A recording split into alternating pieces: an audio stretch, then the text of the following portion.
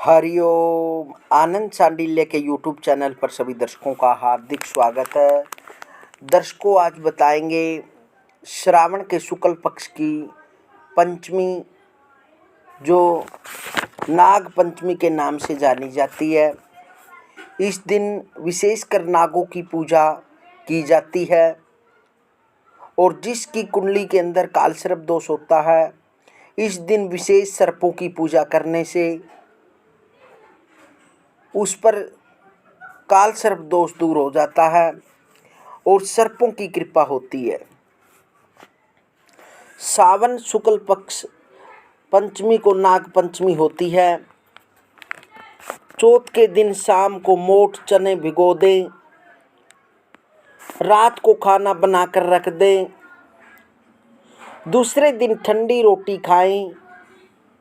पहले तो एक जेवड़ी में 7 गांठ लगाकर सांप बनाए, बाद में जेवड़ी के सांप को पट्टे पर रखकर पूजा करें। जल, कच्चा दूध, बाजरे का आटा, घी, चीनी मिलाकर लड्डू बनाकर चढ़ाएं। भीगा हुआ मोठ, बाजरा, रोली, चावल दक्षिणा चढ़ाएं और नाग पंचमी की कहानी सुनें। नाग पंचमी की कहानी इस प्रकार से है दर्शकों। एक साहूकार था, उसके 7 बेटे और 7 बहुएं थी। सातों बहुएं जोड़ पर से मिट्टी लेने गई। वहां मिट्टी में से एक सर्प निकला। सारी दौरानी जेठानी सांप को मारने लगी तो छोटी बहू ने सांप को मारने नहीं दिया। उसने सांप को धर्म का भाई बना लिया और सारी जेठानी बोली, कल इसकी छलनी लाने की बारी है। वहां पर सर्प निकलेगा और इसे डस लेगा।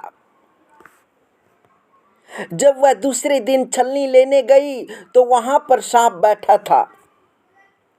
उसने जोर से पुकार मारी। वह बोली, भाई जी राम राम।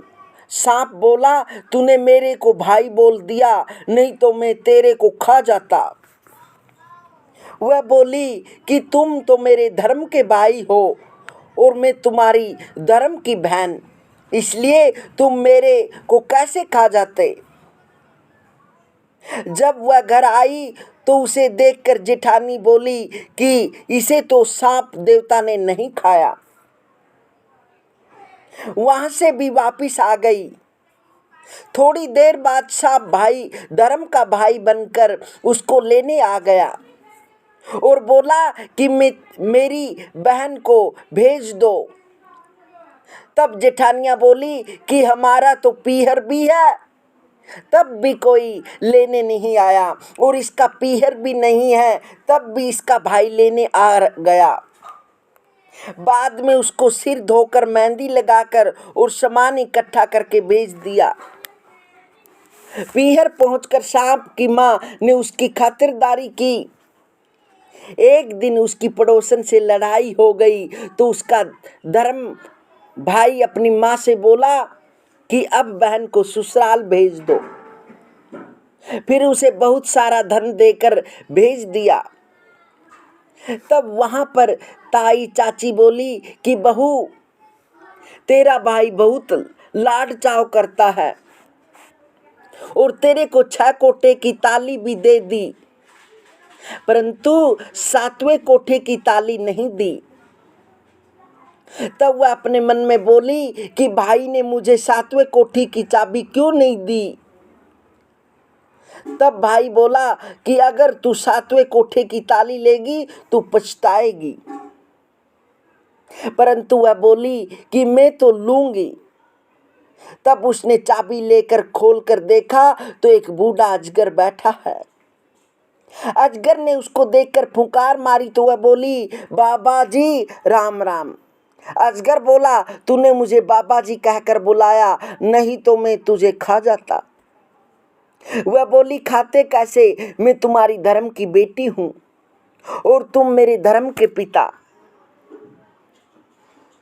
कि बाद में वह बहुत सारा धन दौलत लेकर अपनी ससुराल आई तो सारी जेठानियां बोली कि अपना तो पियर था, तब भी बाप भाई लेने नहीं आया, और इसका पियर भी नहीं था, तब भी यह बहुत सारा धन दौलत लेकर आई है। दूसरे दिन उसके बच्चों ने अनाज का बोरा गिरा दिया। तब उसकी ताई बोली कि तेरा तो नाना मामा है, उसे सुनता होगा तो वह सोने चांदी की अनाज की बोरी मंगवा दे जाए, तुम हमारा अनाज नहीं गिराओ। तब लड़के लड़की ने अपनी माँ के पास जाकर कहा तो सांप ने सुन लिया, और उनकी बात सुनकर सांप ने अपनी माँ से जाकर कहा, माँ, बहन को तो बहन की जिठानी ताने मारती हैं, इसलिए मैं तो उसे सोने चांदी की बोरी देकर आऊंगा। 2 सोने की 2 चांदी की बोरी रखवा दी। दूसरे दिन झाड़ू बिखेर रहे थे तो ताई बोली कि तुम्हारे नाना मामा तो अजगर और सांप हैं, वह तो सोने चांदी की बनवा देंगे, इसलिए हमारी झाड़ू मत बिखेरो। अब सांप अपनी माँ से फिर जाकर बोला कि बहन को तो और ताने मार रही हैं, इसलिए मैं तो सोने चांदी की झाड़ू देकर आऊंगा, और झाड़ू बनवा कर दे आया। तब यह देखकर जेठानी ने ताने मारने बंद कर दिए। तब जेठानी ने राजा से जाकर कहा कि हमारी देवरानी के पास तो 9 लखा हार है, वह उसके क्या अच्छा लगेगा, वह तो रानी को अच्छा लगेगा। उसने साहूकार के बेटे की बहू को बुलाया और कहा कि वह हार तेरे को अच्छा नहीं लगेगा, इसलिए वह हार मेरी रानी को दे दे। उसने हार निकालकर रानी को दे दिया और मन ही मन बोली कि यह हार मेरे गले में रहे तो हार रहे, और रानी के गले में नाग बन जाए। और हार देकर जाने लगी। रानी के गले में हार पहनते ही हार सांप बन गया और काटने लगा। तब रानी चिल्लाई कि साहूकार के बेटी की बहू को बुलाओ कि वह मेरे ऊपर क्या जादू टोना कर गई। राजा ने साहूकार के बेटी की बहू को बुलाया और पूछा कि तू क्या जादू टोना करके गई। तो रानी के पहनते ही हार सांप बन गया। उसने कहा कि मेरे पीहर नहीं था तो मैंने सांप को भाई बनाया था, मुझे तो सांप देवता ने ही हार दिया है था। राजा ने यह बात सुनकर हार वापस दे दिया और साथ में एक हार और दे दिया।